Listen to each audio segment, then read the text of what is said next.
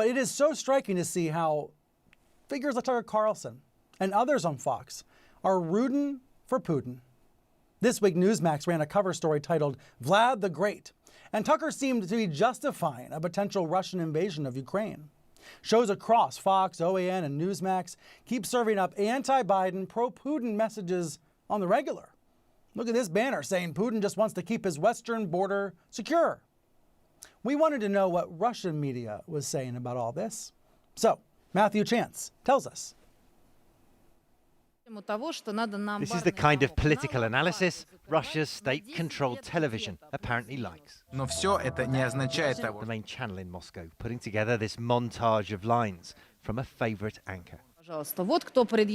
Please show us Tucker Carlson, the host says. He's the man laying out all the complaints against President Biden, she explains.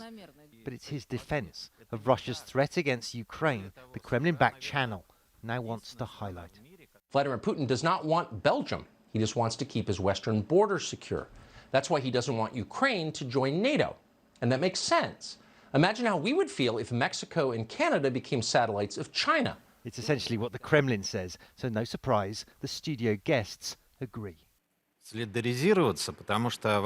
Excellent performance, exclaims this editor of a Russian national defense journal. We can only have solidarity with this view, he says. US officials say NATO poses no threat, and this Russian military buildup is unjustified. Wouldn't it be great if we actually got along with Russia? For years now, Russia has homed in on controversial praise from the US, including from the former president himself, and often used it to justify its stance at home. Like former President Trump taking the side of Putin over US intelligence agencies on Russia meddling in the US election. Russia denied it. Trump at first agreed. I have President Putin. He just said it's not Russia. I will say this. I don't see any reason why it would be. At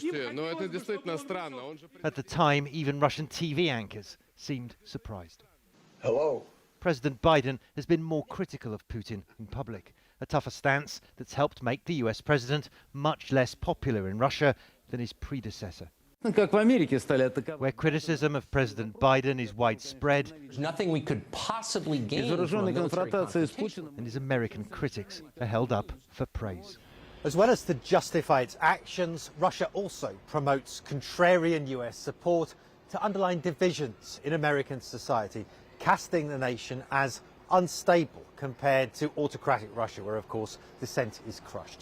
The problem is, listening only to support for Russia while blocking out the criticism distorts what the US really thinks, leaving many Russians dangerously unaware of just how divided the US and Russia have become. Brian, back to you. Thank you, Matthew, for that report. So what's going on here? Let's talk more about it with Julia Ioffe. She's back with me. She's been writing about Putin and all of this for Puck.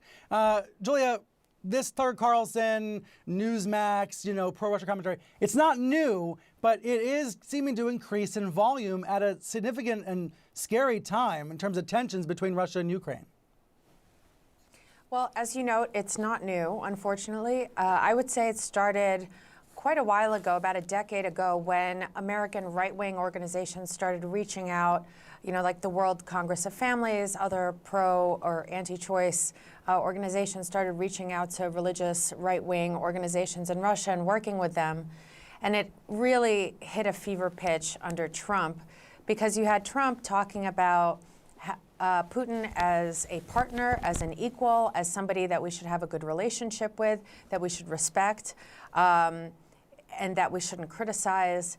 And what has developed in the last 5 or 6 years is basically this feedback loop. You either have the right wing, putting out certain memes, tropes, storylines, and the Russian state press or trolls on social media amplifying that message until it, becomes more mainstream.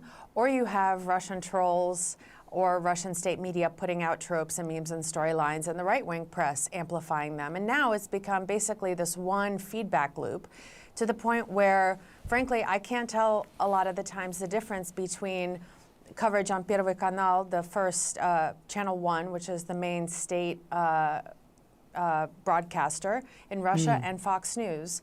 Like last summer, for example, the coverage on Russian state TV of the Black Lives Matter protests, the social justice, racial justice protests, was that these were all looters, terrorists, that this was all about humiliating white people. Then they picked up the same trope of Biden being barely with it, and this basically, having one foot in the grave and not being really fully cognitively present. And now you have Russian state media echoing a lot of Republican tropes that Democrats are socialists, that they're radicals, that they're about to take the country into, Soviet-style socialism, and Republicans are the only ones who are sane. And then on the Republican side, you saw in 2016, as soon as it became public, that the American intelligence community felt that the Russians helped Donald Trump win the election, approval for Russia, for Vladimir Putin, among self-identified Republicans went through the roof. So kind of makes sense.